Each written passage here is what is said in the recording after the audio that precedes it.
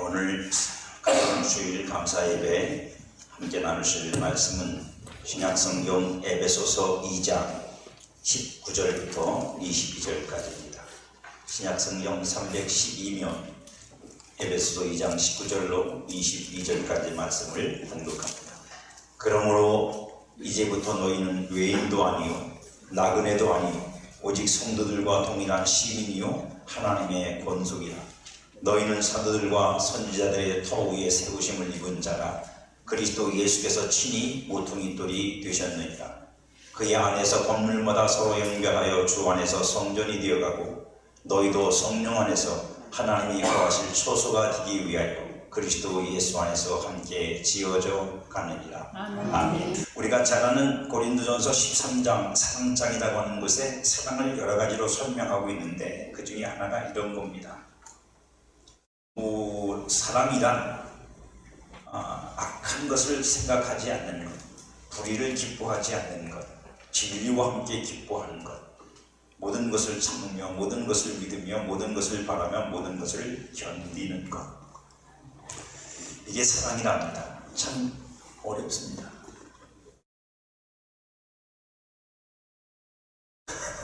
여러분들은 사랑이 쉬우십니까? 어렵습니다. 내 멋대로 사랑을 하니까 쉬운 거고, 하나님이 우리에게 가르치신 대로 사랑을 하려면 무척 어렵습니다. 맨 마지막에 읽어드린 것처럼 모든 것을 믿으며 모든 것을 바라며 모든 것을 참으며 모든 것을 견뎌내야만 내가 하고자 하는 그 사랑이, 내가 사랑하는 그 사람이 세워질 수 있다는 것에 분명한 목적이 없으면 우리는 여러 가지 이유로 사랑을 파기할 수 있습니다. 여러 가지 이유로 사랑을 파기할 수 있습니다. 하지만 진짜 사랑은 그 파기를 하지 않는 겁니다. 그래도 모든 걸 또 믿는 거고 모든 걸 또 바라는 거고 모든 걸 또 참는 거고 모든 것도 견디는 것입니다. 그 목적은, 그 목표는 진리입니다. 하나님이 만드신 참 진리 안에 있는 진리로 진리의 거룩함으로 만들어진 새 사람이 될 때까지 우리는 무수히 참고 무수히 견디고 무수히 믿고 또 실망하고 낙심이 돼도 또 참고 또 믿고 또 바라고 이 일을 반복하면서 우리는 하나님께서 그것을 이루어내시기를 믿고 오늘을 살아가고 있는 성도입니다. 그래서 우리를 이렇게 부릅니다. 성경은 우리는 하나님의 가족입니다. 세상에도 가족이 있지만 우리는 하나님의 가족이 되기 위해서 하나님이 우리를 만드신 사람들입니다. 아니, 하나님이 사람을 만드신 이유는 그 사람을 사랑의 대상으로 삼기 위한 겁니다. 하나님의 가족, 물론 우리가 생각하는 개념적 가족은 아니지만 하나님이 가족을 만들기 위해서 아담을 만드셨고 하와를 만드셨고 그들로 자녀를 낳게 하신 것입니다. 하나님은 사람을 만드셨고 그 사람을 아담이라고 부르셨습니다. 이 아담은 독특한 성향을 갖고 있습니다. 첫사람 아담은 독특한 성향을 가지고 있는데 그냥 사람입니다. 이 아담이라는 것 속에는 세 가지의 특성이 있는데 하나는 첫 번째 사람이라고 하는 사람적 개념이 있고 하나는 그리스도를 예표하는 대표적 개념이 들어있고요. 대표적 개념이 들어있습니다. 여러분들이 성경을 보실 때 그런 것들을 잘 이해하지 못하면 다 똑같은 사람이라고만 생각하시면 안 됩니다. 하나님이 사람을 만드시고 그 사람을 아담이라고 부르셨을 때 그 사람은 하나밖에 없었습니다. 사람이 하나밖에 없다는 게 이해가 되십니까? 여러분, 우리가 보편적으로 인간은 다 뭐로 나누어져 있어요? 남자와 여자라고 하는 성향이 다른 두 종류의 사람으로 분류가 되잖아요. 근데 처음 만든 사람은 그냥 하나입니다. 남자와 여자로 분류되지 않은 상태, 남자와 여자로 나뉘어지지 않은 상태 속에서 그냥 사람이에요. 그러니까 이 사람은 그냥 우리가 일반적으로 의미하는 개념적인 그냥 우리가 보통 여러 가지 영어로 씁니다만 보통 사람들이라고 보기엔 어려운 사람이에요. 그리고 그 사람 아담에게서 하나님이 또 다른 사람을 만들어내십니다. 사람에게서 사람이 나오는 거예요. 아담은 하나님이 자기에게서 취한 또 다른 존재를 이렇게 부릅니다. 창세기 2장 23절 아담이 이르되 이는 내 뼈 중에 뼈요 살 중에 살이라. 이것을 남자에게서 취하였은즉 여자라 부르리라. 그러니까 아담이라고 하는 첫 번째 사람에게는 성경이 정확하게 기록하고 있지는 않습니다만 남자 여자의 개념 이전에, 물론 남자있는 사실이지만 사람이라는 의미가 강하고 그 사람을 하나님이 둘로 남자와 여자로 만드셨다는 것이 성경이 가르치는 진리입니다. 아담이 남자가 되고 그 아담에게서 취한 또 다른 존재가 여자입니다. 여러분, 여자가 있으니까, 남자에게서 났으니까 여자인 거예요. 그러니까 여자와 남자라고 하는 이 분류도 우리가 일반적으로 생각하는 성적인 것이 아닌 거예요. 성적인 개념에서 의미가 아니라 영적인 의미가 그 안에 담겨 있단 말입니다. 그러니 남자와 여자는 본래부터 둘이 아니라 하나예요.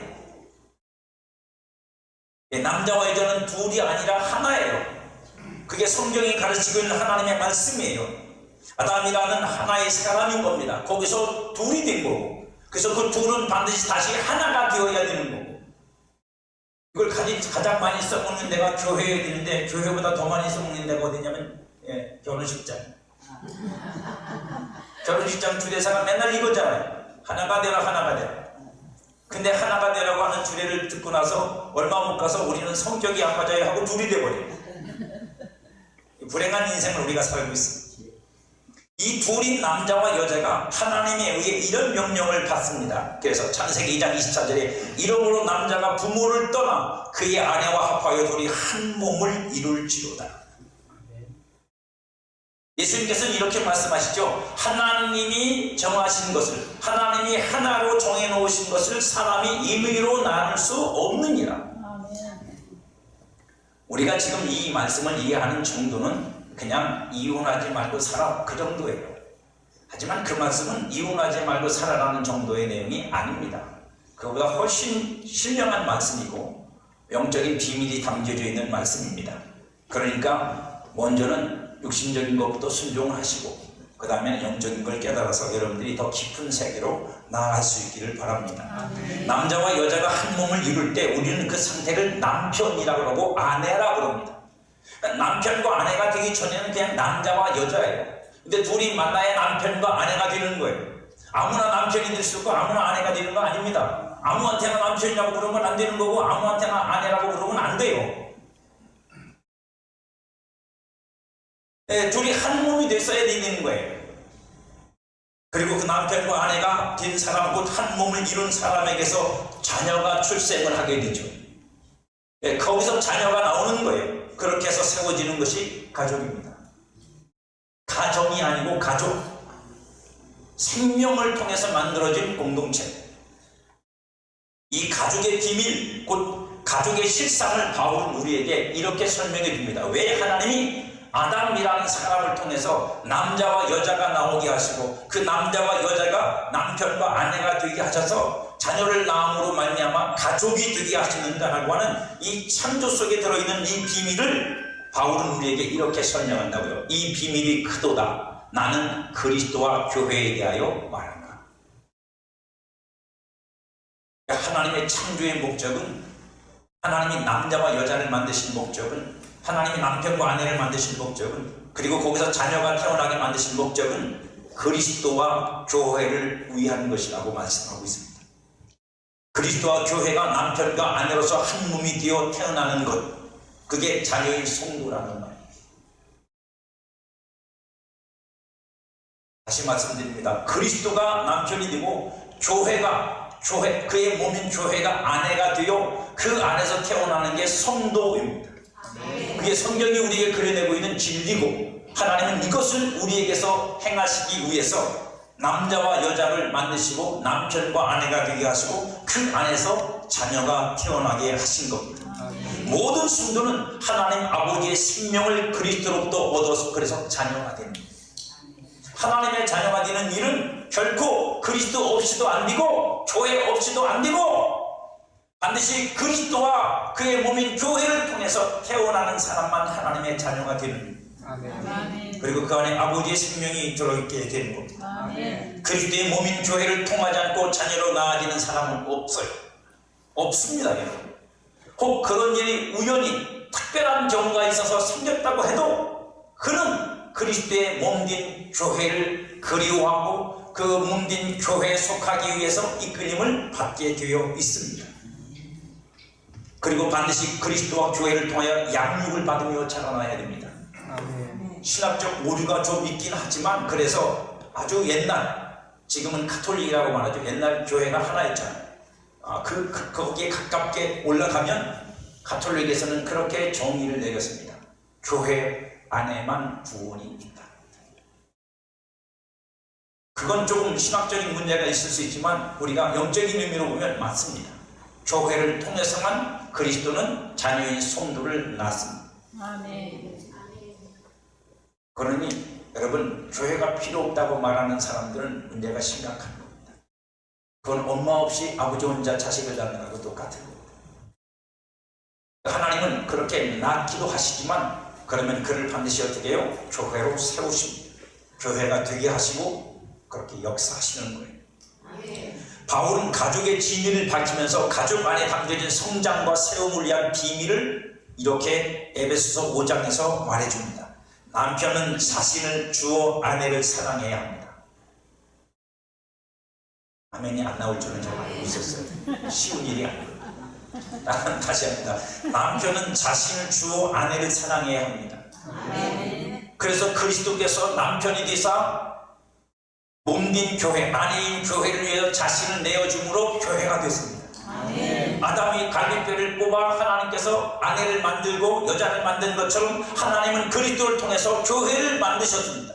아내를 만드셨습니다. 그러니까 교회는 그리스도의 갈빗뼈로 만들어진 그리스도의 몸이고 그의 아내고 그의 여자입니다. 그래서 교회는 세상과 번성하면 안 되는 겁니다. 그게 가능해요. 교회가 세상과 번칠하고 세상과 즐기고 세상 것을 자꾸 끌어들이고 그것으로 교회를 만들어 가려고 하면 교회는 가늠한 명절. 남편은 자신을 주어 아내를 사랑해야 합니다. 그게 성경이 가르치는, 하나님이 가르치신, 하나님이 남자와 여자를 만드시고 남편과 아내를 만드신 그 가족을 만드신 틀의 기본적인 시작점이 뭐냐? 남편이 아내를 자기를 내어주어 사랑하는 것. 저는 여러분의 가정에도 이게 있기를 축복합니다. 제가 인간적으로 생각하면 남편이 남자가 무지하게 손해보는 것 같지만 그러나 여러분 명심하십시오. 모든 가족의 시작은 남자의 사랑으로부터 시작돼요. 이게 원리라고요. 남자의 사랑으로부터 시작된 거예요. 물론 여자분이 남자를 사랑해서 너도 내 거야 그럴 수도 있어요. 현실은 다릅니다. 하지만 그 사랑으로부터 시작된다고요. 그 사랑은 반드시 뭐 있다고요? 나를 주어 아내를 나의 살 중에 살이요 뼈 중에 뼈로 만드는 겁니다. 이게 중요한 일입니다. 이게 성립이 되면 그 가족은 사랑이 충만하고 이게 성립이 안 되면 그 가족은 사랑이 충만할 수 없습니다. 그럼 아내는 뭘 해야 되냐? 아내는 남편의 내어주는 사랑에 복종해야 합니다. 요즘 세상에는 그런 게 강하죠. 당신 없어도 나 독립성이 있어. 나 얼마든지 돈 벌고 나도 다 할 수 있으니까 당신 필요 없어. 그러려면 왜 결혼하십니까? 그냥 혼자 살지. 혼자 사세요. 그냥. 진짜 그런 마음이라면. 아니요, 그러면 안 됩니다. 아내는 역할이 그게 아니에요. 하나님이 만드신 정하신 역할이 그게 아닙니다. 아내는 남편의 사랑을 받아야 됩니다. 아이, 저런 인간한테 내가 사랑을 받는다고요? 차라리 내가 죽으면 하지. 줄 수 있으면 주세요.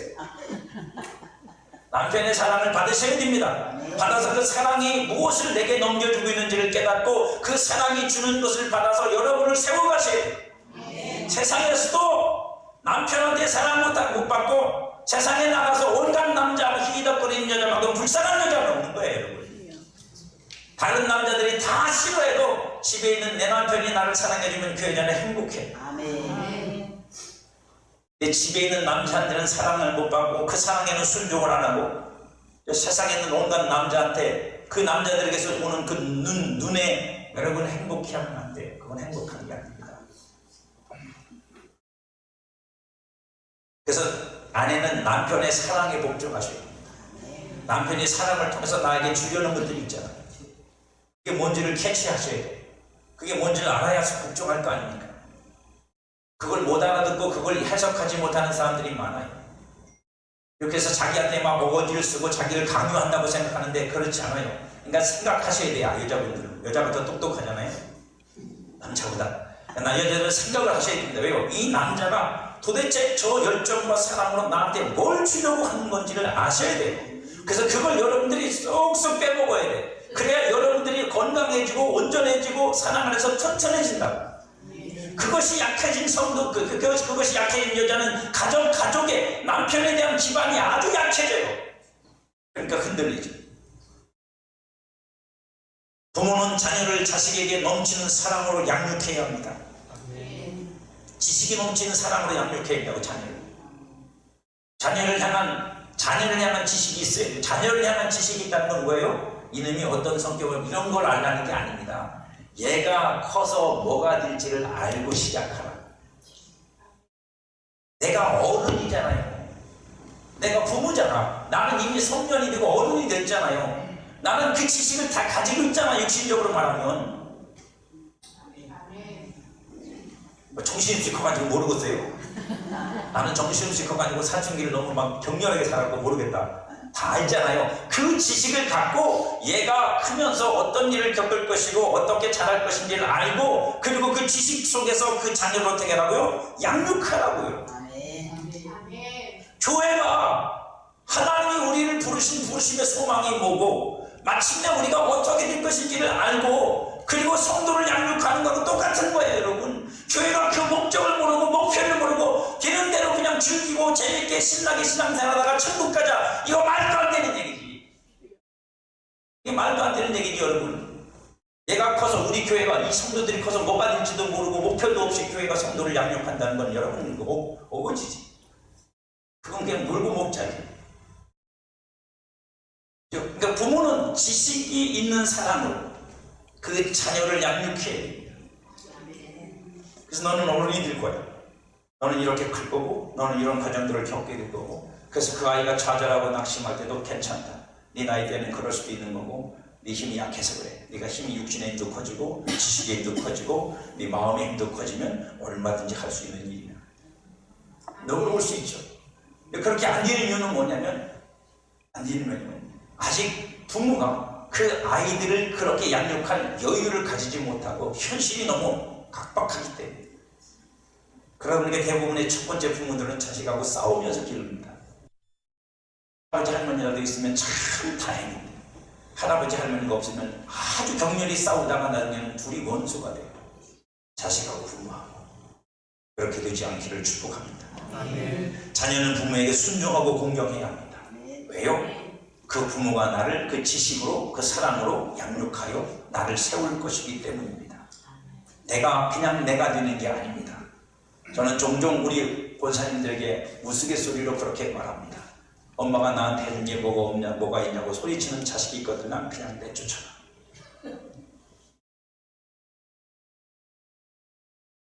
철이 없는 놈이니까 고생을 좀 더 해봐야 돼. 그것만큼 말이 안 되는 건 없어요. 그건 아주 지독히 세상적이고 세속적이고 정욕적인 표현입니다. 아무리 부모가 내게 해준 것이 단 하나도 없어도 낳아줬잖아요. 생명으로 존재하게 해줬잖아요. 그것만큼 큰 건 없어요. 그것만큼 큰 건 없다고요. 제가 가만히 살펴보고 연구해 보니까 부모가 못됐는데도 자식이 훌륭한 사람은 마음이 그런 거예요.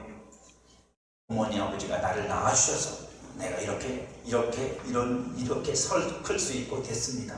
근데 아무리 부모가 애를 써서도 그런 마음이 없는 사람은 감사할 줄 몰라요. 고마운 줄 몰라요. 그래서 자녀 양육을 우리는 잘 해야 됩니다. 부모에게 순종한다는 건 여러분 그냥 말 잘 들으라는 얘기가 아닙니다.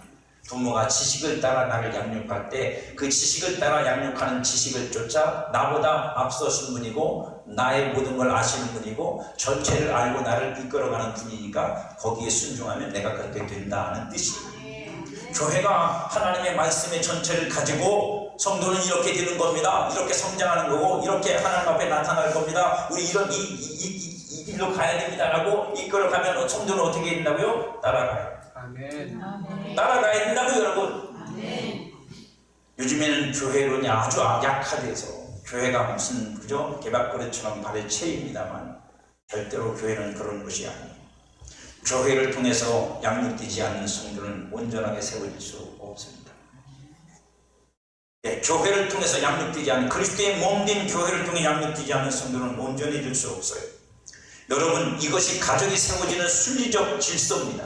하나님이 창조 속에 주신, 그래서 우리가 비로소 눈을 뜨고 깨닫고 알면, 육신의 내 가정 속에 이런 원리들이 있고 이런 법칙들이 있듯이 하나님의 가정을 만드는데도 이런 진리가 있는 거구나, 이렇게 되어야 되는 거구나를 깨닫는 거예요.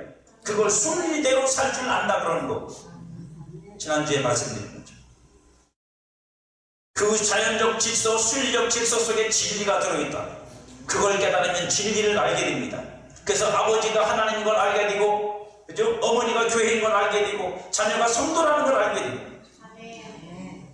그래서 육신적으로 행복한 가족을 만드는 게 전부가 아니구나. 그거보다 훨씬 큰 것이 있고, 신령한 것이 있고, 하늘에 속한 것이 있구나를 깨닫는 겁니다. 저와 여러분들이 아직 그걸 깨닫지 못하고 내 가족밖에 모르고 있다면, 내 집밖에 모르고 있다면 아직 우리는 신령한 세계로 못 들어갑니다. 모든 것은 남편의 사랑으로부터 시작됩니다. 자신을 내어주는 사랑으로부터 가족이 형성되죠. 아내는 그 사랑을 따라 공급되는 충만한 내용으로 세워져야 하고, 그 안에서 자녀의 성도를 낳으며 행복한 양육을 해야 합니다. 자녀는 자식으로 지식으로 가득한 부모의 사랑 안에서 순종을 통해 양육이 되어 성장해야 합니다. 그래서 에베소 3장 18절에 보면 바울이 이렇게 말합니다. 너희 모든 성도와 함께 지식에 넘치는 그리스도의 사랑을 알고 그 너비와 길이와 높이와 깊이가 어떠함을 깨달아 하나님의 모든 충만하신 것으로 너에게 충만하게 하시기를 구합니다. 그렇게 우리는 하나님의 모든 것으로 충만케 되는, 여러분들이 하나님의 모든 충만함으로 충만케 되면 뭐가 될까요? 여러분들은 완전한 하나님의 소유가 되죠. 그렇죠? 여자가, 아내가 남편으로 가득 차면 그 여자는 뭐가 될까요? 그때 비로소 우리는 이렇게 말하시죠. 저 여자는 내 여자야. 준 거는 짓불도 없으면서, 사랑으로 넘겨주면 짓불도 없으면서 내 여자라고? 몸만 내 여자지? 몸만 내 여자지 여러분. 그건 진짜 내 여자가 내 여자 아닙니까? 그 남자한테 짐을 더 지워줘서 죄송합니다. 거긴 저도 해당이 되니까 저도 도망칠 수가 없어요. 진짜 내 여자가 되어야 됩니다. 그리고 그 여자는 내 남자밖에 몰라야 되는 거예요. 왜요? 그 남자로 가득 찼는데 딴 놈이 들어오면 이상한 거지. 할렐루야. 아멘. 사랑과 양육은 세우기 위한 생명의 공급입니다. 하나님의 사랑하라, 남편은 사랑하라, 부모는 양육하라는 말은 생명을 공급하기 위한 하나님의 방식인 거예요. 그 다음에 복종과 순종, 아내는 남편에게 복종하고 자식은 부모에게 순종하라는 말은 지배를 받으라는 말이 아니라 세워지기 위한 지식을 얻는 것과 지식에 따르는 믿음의 행위를 통한 생명을 누리는 거예요. 그러니까 남편과 부모는 공급하는 입장이 있는 거고, 아내와 자식은 수급죠. 그걸 받아들여서 그것으로 세워지는 입장에 있는 거예요. 그렇게 되면 나중에 결국은 어떻게 돼요? 같아지는 거라고. 여러분, 하나가 되는 거라고. 그래서 가족은 하나인 거예요. 처음에는 부모가 있고 자식이 있지만 나중에는 부모와 자식이 비슷해지잖아요. 자식도 성인이 되고 성장해서 어른이 되잖아요. 그러면 같이 의견을 나누고 할 수 있는 가족이 진짜 있는 거죠. 근데 이놈의 세상은 저는 진짜 아주 꼴 보기 싫은 말이 그건데, 가족끼리 왜 이래? 이런 문제. 가족을 남남으로 여기는 시대가 됐어요. 그리고 오히려 딴 사람하고는 더 친해, 더 정겹고 살갑고. 가족하고는 그렇게 못하겠대요. 누가 만들어낸 건지 모르겠어요. 마귀가 한 것 같아요. 마귀가 만드는 사상이에요. 자꾸 그게 퍼진 거예요. 여러분, 세상이 유럽이나 미국 문화가 좋다고 생각하지 마세요. 여러분, 그게 뭘 좋다고 그걸 자꾸 받아들여서 거기다가 복종하려고 해요. 좋은 것도 많지만 나쁜 것도 많아. 근데 그걸 다 문화라는 것으로 싸잡아서 우리보다 선진국이니까 문화도 선진일까라고. 여러분, 아니야. 태폐도 선진이야. 악도 선진이고. 걸러내야 될 거 아니에요. 걸러내고 정말로 우리한테 필요한 거, 우리에게 있어야 될 거는 받아들여야지. 왜 그걸 싸잡아서 받아들이면서 그걸 정당화시키냐고. 어쨌든 그렇다는 거예요. 원리가 뭐예요? 남편과 부모는 공급하는 입장이고, 자식과 아내는 그걸 받아들이는 입장이고 그 안에 세워져서 하나가 되는 거예요. 목적은 그거예요. 하나가 되는 거예요. 계속 남편은 아내 위에 있고 아내는 남편 밑에, 이게 아니라 하나가 되는 거예요. 여러분들도 여러분의 가족도 그렇게 하나가 되기를 축복합니다. 그래서 나중에 부모와 자식도 친구처럼 되는 거예요. 왜요? 인생을 같이 살아가고 있잖아. 인생을 같이 살아가고 있잖아. 이제 처음엔 내가 길러낼 자식이었지만 이제는 뭐요? 내가 의지할 자식도 되는 거고, 내가 의논할 자식도 되는 거고, 마음을 나눌 자식도 되는 거고. 아멘이 아무도 없는 거 보니까 그런 집은 없는 것 같다. 그죠? 그렇게 되는 게 맞죠. 그게 정상적인 거예요. 성도는 하나님의 가족입니다. 성도가 하나님의 가족으로 세워지기 위해서는 지식에 넘치는 사랑이 하나님으로부터 우리에게 먼저 부어져야 됩니다.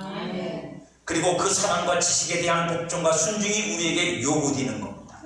그러니 여러분들은 그리스도 예수를 통해서 하나님이 우리에게 부으신 그 사랑의 넓이와 깊이와 높이와 길이가 뭔지를 충분히 받으셔야 돼요. 하나님의 사랑을 받지도 못하고 뭘 해보려고 그러면 여러분 반드시 실패합니다. 반드시 실패합니다. 여러분, 아내가 남편의 사랑을 벗어나서 아무것도 할 수 없는 것처럼 우리는 하나님의 사랑을 벗어나서 아무것도 할 수 없는 존재인 인간이에요. 이 일은 인간의 인격이나 성품으로 이룰 수 있는 것이 아닙니다. 하나님의 사랑으로 세워지는 우리가 되는 것은 우리의 성품과 인격을 개조하고 그걸 훈련하고 닦아서 되는 문제가 아니라 하나님의 사랑을 통해서 그 사랑 속에 담겨져 있는 진리를, 하나님이 우리를 왜 만드셨고 어떻게 만드셨고 우리를 어떻게 세우시려는지를 아는 것에서부터 시작되는 거지, 하나님 없이 내가 돈 닦고 지식을 연마하고 인격을 연마하고 성품을 내가 이렇게 단련시킨다고 해서 되는 게 아니라고.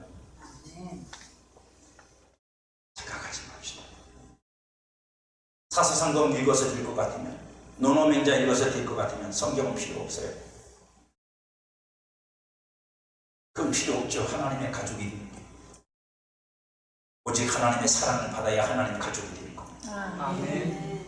네, 하나님의 사랑을 받아야 하나님의 가족이 되는 겁니다. 아멘. 오직 생명의 성령 안에서 성령의 도우심을 따라서만 지식과 사랑을 알고 하나님이 우리를 어떻게 하실 건지에 대한 진리의 지식을 알고, 그리고 그렇게 하기 위해서 하나님 우리한테 뭘 하실 수 있는지에 대한 사랑을 알고 그 안에서 생명으로 세우심을 입을 수 있습니다. 아멘. 자식이 편하죠. 왜 편한 줄 아세요? 내가 몰라도, 내가 틀려도 부모가 나를 컨트롤하고 품어주고 이해하고 해줄 수 있으니까 그 안에서 내가 안전하기 때문에. 아멘. 그래서 가장 그런 일에 불안한 사람이 누구냐면 고아가 되십니다. 왜요? 내가 틀리면 누가 틀렸다고 말을 해주는데 그러니까 그냥 내가 잘못됐으면 잘못됐다고 야단을 쳐줄 그런 사람이 있을 일이 없는 거예요. 그래서 그 홀로 자란 그 아이들이 제일 큰 은혜를 받는, 은혜라고 해도 되나? 제일 큰 은혜를 받는 게 어떤 영역인지 아세요? 너는 혼자 살았으니까 그 다 괜찮아. 이게 아니에요. 반대요. 뭐라고요? 잘못한 나를 귀샤대기를 때려주는 어른을 보고 감동. 아멘. 아멘. 왜요?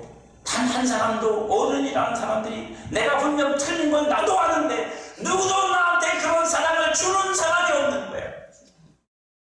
그들에게 그게 사랑, 관심. 그러니까 누가 보면 그건 어떤 폭력이지만 진짜 사랑이에요. 저분 나한테 관심 있고 나를 사랑하고 내가 잘못되지 않도록 염려하고 있고, 이게 그 마음에 감동을 주는 거예요. 하나님의 사랑을 모르면 절대로 사랑이 될 수 없어요.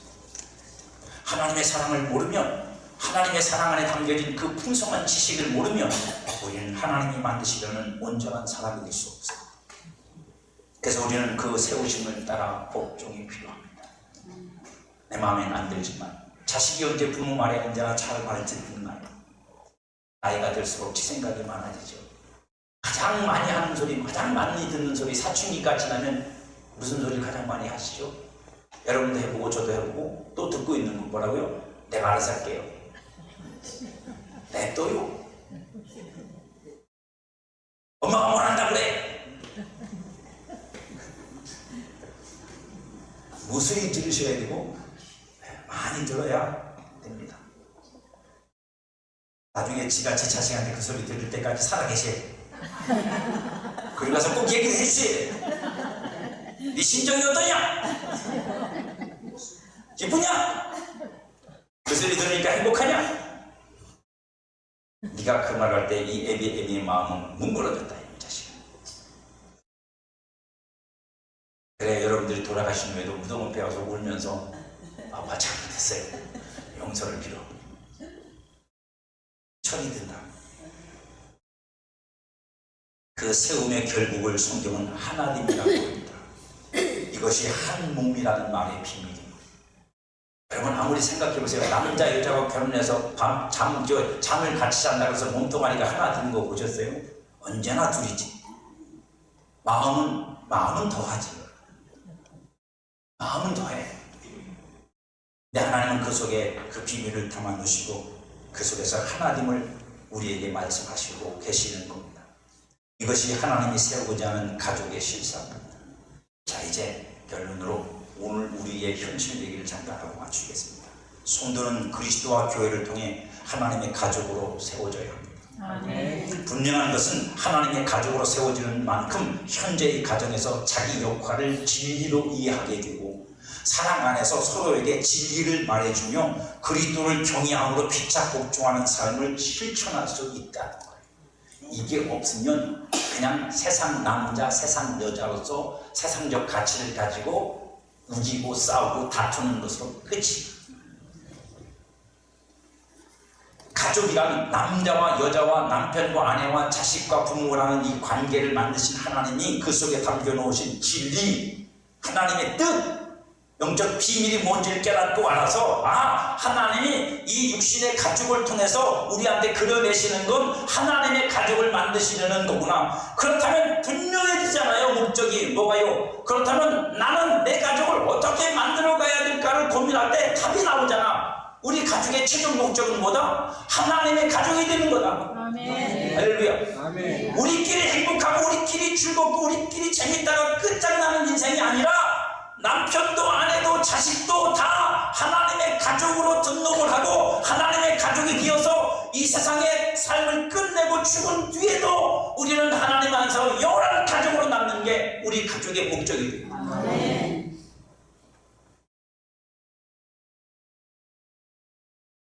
그걸 우리가 먼저 이해하지 못하면 우리는 가족 안에서 전혀 다른 태도를 보입니다. 그런 삶이 실천될 때 현재의 가족을 하나님의 가족으로 만들 수 있어요. 왜요? 그걸 바라보기 때문에 육신적인 무너짐, 정신적인 무너짐 있어요. 실망이 있잖아요. 우리가 그렇게 하고 싶은데 그걸 우리가 처음에는 육신적인 마음으로 하잖아요. 그죠? 막 열정적으로 하잖아요. 근데 자꾸만 그죠? 잘 뛰기만 합니까? 아니면 안 뛰는 게 더 많아? 안 뛰는 게 훨씬 많죠. 그래서 여러분들이 부부가 제일 많이 하는 소리가 그거 아닙니까? 당신은 왜 그래? 좀 나쁜 말하면 너는 왜 그래? 그럼 뭐 그쪽에서는 똑같아 아닌가? 그럼 그쪽에서 너는 왜 그러냐 그럼? 그래서 결국 나오는 게 뭐죠? 넌 엄마한테 뭘 배웠냐? 결국 그 얘기 나오잖아요 여러분. 싸움이 가다 보면 맨 끝머리가 그거야. 네 집에서는 그것밖에 가르친 게 없지. 그거로 결국 인생 그저 가족이 막 파탄이 난단 말입니다. 왜요? 그 이상이 없으니까. 그 이상이 없으니까 그 이상을 너머를 바라보고 그걸 견뎌낼 수 있는 힘이 없는 거야. 우리는 하나님의 가족이 될 거야. 우리는 하나님의 나라를 우리의 집으로 삼아 살 그 영원한 약속을 가진 사람들이야. 그래서 오늘 이 육신 속에서 벌어지는 그 치열함 속에서 치열함과 고통스러움을 견뎌낼 수 있는 것. 사랑은 뭐라고요? 모든 것을 믿으며 모든 것을 바라며 모든 것을 참으며 모든 것을 견디는. 이 힘이 어디서 나오는데요? 여러분 육신에서요? 인격에서요? 성품에서요? 웃기지 마세요. 안 나옵니다. 그래서 거기서 나올 수 있는 건 네 집이 그 꼴이냐? 그것밖에 나올 게 없어. 여기서 나오느냐? 하나님이 나를 사랑하시는 그 사랑을 받아. 아멘. 그 사랑으로 내가 세워지면 그 마음이 나와. 지금 당장 육신적으로는 불만이 있고 부족함이 보이고 한숨이 나올 수 있어요. 저런 사람은 내가 평생은 살아야 된다. 그럴 수 있어요. 왜요? 사람이니까. 하지만 그걸 이기는 건 뭐라고요? 하나님이 우리를 부르시는 소망과 하나님이 그 사랑을 우리를 세우시려는 그 뜻을, 진리를 알고, 그게 지식이야. 그걸 알고 그것에 나를 세우고 내 아내를 세우려고 하고 내 가족을 세우려고 몸부림을 치고 이 능력은 하나님의 사랑을 받은 자들에게만 나타납니다. 하나님의 가족이 된 자들에게만 나타납니다. 그것이 우리의 첫 번째 목표예요. 그리고 우리의 두 번째 목적은, 그래서 그것을 위해서 왜? 기도하고. 기도 안 하고 그게 어떻게 돼요?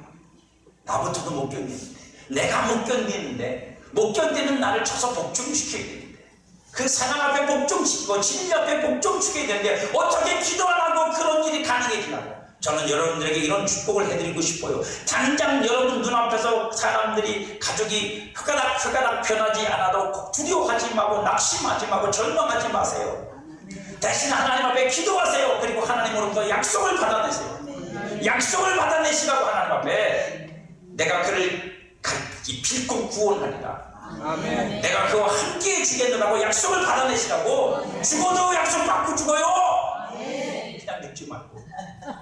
그리고 그 약속을 유언으로 주고 가라고. 여러분, 지금 네가 철이 없고 아무것도 몰라서 이 엄마 말도 안 듣고 예수도 안 믿고 있지만 하나님이 이 엄마한테 약속하기를 너를 반드시 구원한다고 하셨어요. 언젠가 때가 되면 네가 인생 속에서 하나님을 찾을 때가 올 거다. 그러니 그때 기회를 놓치지 말고 반드시 예수님을 믿고 구원하다. 천국에서 만나자. 이러고 죽어야 멋있지. 무덤은 어디다 쓰고 관은 뭐로 하고 배옷은 300만 원 이상은 돼야 된다. 이러고 죽으면 돼, 권사님이? 말이 안 되지, 여러분. 어차피 다 태워주고 없어질 거. 기도하셔야 돼요. 눈물로 기도하셔야 돼요. 정말 피눈물을 흘려야 돼요. 구원해달라고, 하나님 약속을 달라고. 지금 당장 하나님의 구원이 그들에게 임하지 못할 것 같으면 내게 약속을 주세요. 저희대로는 못 죽습니다. 죽을 수가 없어요, 하나님. 그렇잖아요, 여러분. 맞잖아. 그 다음에 두 번째는 우리가 깨달아야 될 건 뭐냐. 두 번째는 교회가 나의 가족이 되는 거예요. 이건 내 가족을 하나님 가족으로 만드는 것만큼, 아니 그것보다 더 큰 깨달음과 이해가, 하나님과 내가 하나님 연합을 이룰 때 그게 여러분 속에서 이해가 돼요. 육신의 정욕을 따라서는 절대로 이룰 수 없는 가족이 하나님을 아버지로 모시는 가족입니다. 그러니까 교회가 그렇게 시끄럽죠. 왜요? 아니 같은, 물론 뭐 한 집안에서도 싸우고 다투는 건 있으니까 뭐 이해는 가는데, 그래도 우리는 불변하는 진리가 있습니다. 뭐라고요? 예수 믿어 거듭난 모든 성도는 하나님의 가족이고 우리는 형제고 자매. 이걸 깨뜨리려는 자들에 대해서 성령은 경고합니다. 성령이 하나 되게 하신 것을 깨뜨리지 말아라. 그걸 힘써 지켜라. 그걸 지키려고 노력해라. 그것을 위해서 사랑을 공급해라. 그걸 위해서 덕을 공급해라. 그걸 위해서 믿음을 공급하고 지식을 공급하고 절제를 공급하고 인내를 공급하고 쏟아부어라. 그래서 그렇게 하나 되게 하신 것을 지키려고 노력하라. 저는 여러분에게 이렇게 묻습니다. 가족을 하나님 가족으로 만들려고 눈물로 기도하고 철야하고 금식하고 하나님 앞에 예물까지 올려드리면서 우리 가정 구원해달라고 기도하지만 성도를 지키기 위해서, 교회를 지키기 위해서 그렇게 해보셨습니까? 때로는 하나님 앞에 나와서 하나님, 저들이 내 진짜 가족인데 여러분들이 믿으라니. 저들이 그려 교회를 생각, 저들이 진짜 내 가족인데 아니야. 나는 왜 저들에게 대한 애정도 사랑도 열정도,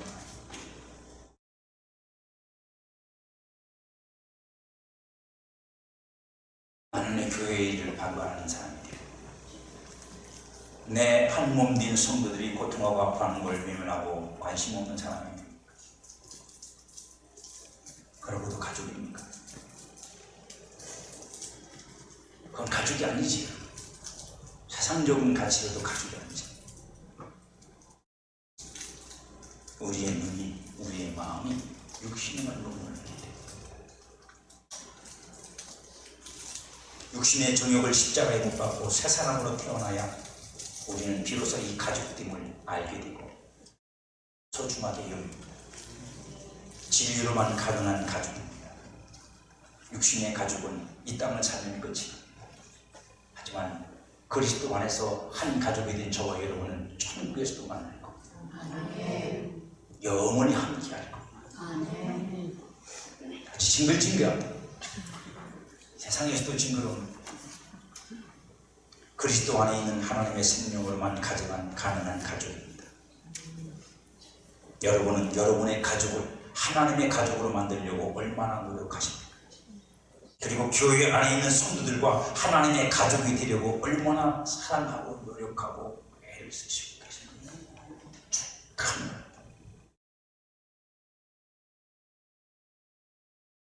무슨 얘기를 하는지 아시죠? 그러지 마십시오. 우리는 가족입니다. 우리는 형제입니다. 여러분들이 여러분의 동생이나 여러분의 누나나 오빠나 그저 적어주잖아요. 누나니까, 오빠니까, 동생이니까. 근데 왜 다른 성도한테는 그렇게 안 하십니까? 왜 냉철하십니까? 왜 인색하십니까? 왜 칼처럼 날카로우십니까?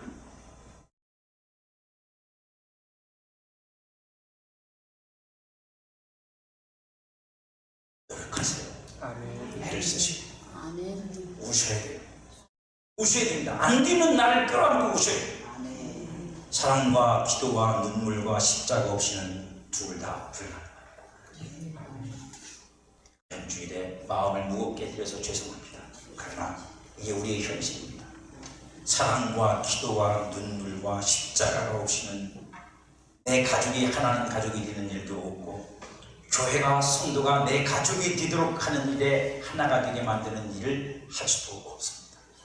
주님의 십자가로 이룬 가족, 나의 십자가를 지고 실현해가는 가족, 그것이 여러분의 가족과 교회 안에서 다 이루어지기를 여러분을 축복합니다.